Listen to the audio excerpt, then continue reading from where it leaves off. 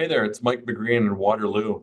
The Old Age Security Pension is one of two main government pension programs available to Canadians. One is the Canada Pension Plan, and today we're going to unpack the Old Age Security Pension.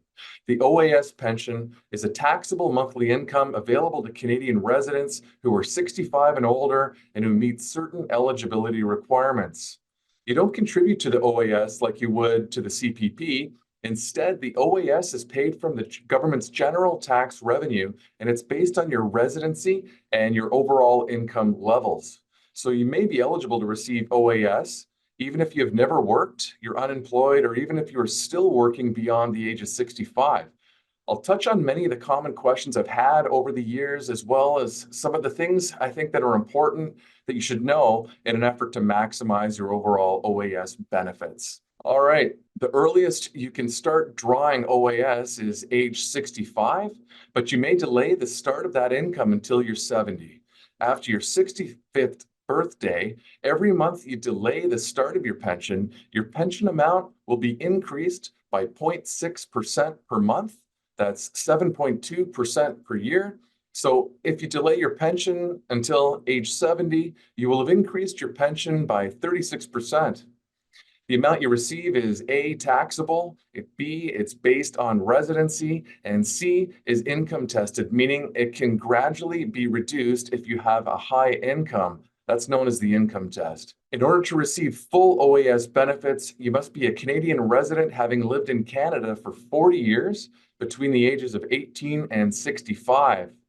And your total income must be less than $90,997 for 2024. Otherwise, it will be gradually clawed back until your income is above $136,855, where then it's going to be fully clawed back.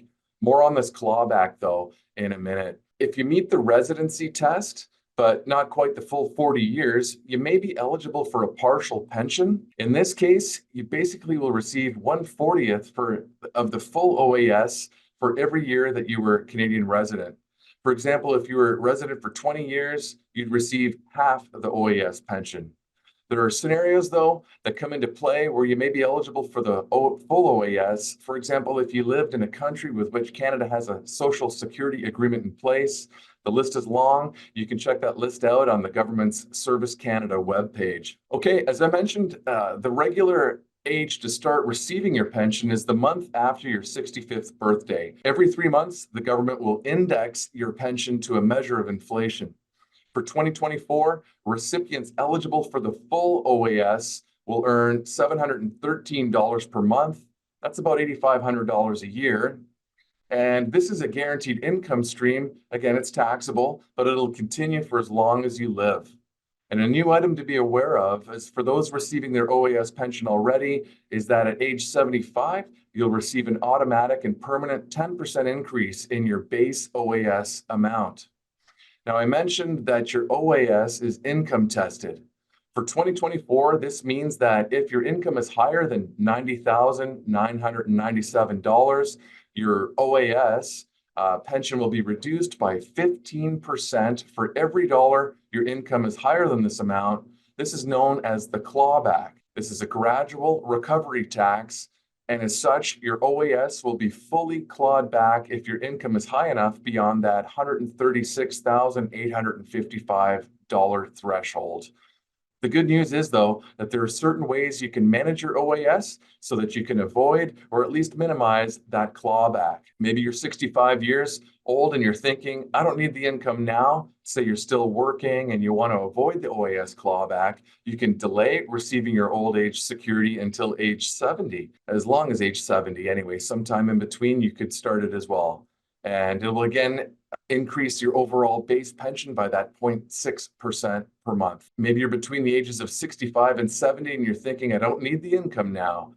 Say, for example, you're still working and this puts you into a higher income or clawback bracket, and maybe you're planning to retire in a few years anyway, or maybe you're doing some consulting work and say your income's variable and it's temporarily high right now. You should really defer starting your old age security. You will avoid the clawback, but you will also benefit from that 0.6% monthly increase in the eventual pension once you start that. If you're under the age of 72, say you have some RSP room, it's possible to reduce your income level by making an RSP contribution. This may help you avoid the clawback now, but remember that an RSP contribution is just really a tax deferral because you eventually will need to draw that income from your RSP, which will become your RIF in the future. And this income would then be considered taxable income in that clawback calculation. And if you're already receiving OAS and you change your mind, you have 6 months after your OAS start date to change that. You'd simply pay back the OAS you've received, and you'd get benefit then by that 0.6% per month deferral calculation. And again, even if you don't need that income, you might elect to receive it and then invest that money each month.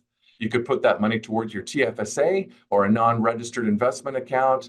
Many pensioners do this as long as it doesn't put them in a clawback situation. By investing funds in your TFSA, all dividends, interest, and capital growth is earned fully tax-free, and you can withdraw that money at any time with zero impact on your income level, therefore zero impact on your OAS clawback income limits. Be aware, though, that if your TFSA is maximized and then you choose to invest those dollars in a non-registered account, that income earned is considered income and then applied in the clawback calculation. Now, taking this one step further, it's important to earmark your dollars in the most tax-advantaged account structure. Money invested in a non-registered account that earns interest, such as savings accounts, GICs, or bonds, is fully taxed as income and included as such. But many people don't realize this next one. While dividends earned from Canadian companies are treated preferentially for tax purposes, meaning you pay less tax on the dividends you actually earn, the dividends received are, in fact, first grossed up by 38% before you actually end up receiving that preferential dividend tax treatment. But it is this grossed up amount of 38% that is included in the OAS clawback calculation. So $1 of interest is counted as $1 of income, whereas $1 of dividends is counted as $1.38 for the purposes of determining the OAS clawback amount. Keeping things simple is important, but there are definitely nuances and tax rules that you should really be aware of. When deciding on when to start receiving your OAS, again, you would consider your income needs, your taxable income level, and your current health. You'd even consider your expected lifespan. Now, finally speaking on that last point, while OAS offers no death benefits, unlike the CPP, which has some, there may be instances where the surviving spouse is eligible to receive benefits under the allowance for the survivor or the guaranteed income supplement, the GIS. These benefits are income tested for low income and are designed to assist low income seniors who are at least 60 or 65 years old. That income also is then guaranteed for life, and the GIS is earned tax-free. Well, I hope you found this overview helpful. If you have any questions or comments, please reach out. And until next time, I'm Mike McGrean.